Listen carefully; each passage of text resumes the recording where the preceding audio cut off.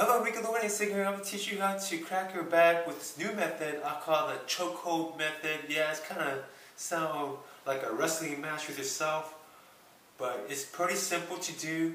Let me show you how it's done. All you do is make sure you ground yourself right here. Keep your 2 feet grounded, about shoulder width apart. And then with your arm, you wrap it around your neck like you're choking yourself, like so.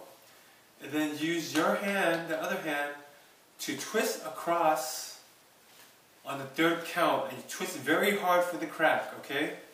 So here we go. 1, 2, 3. Same for the other side.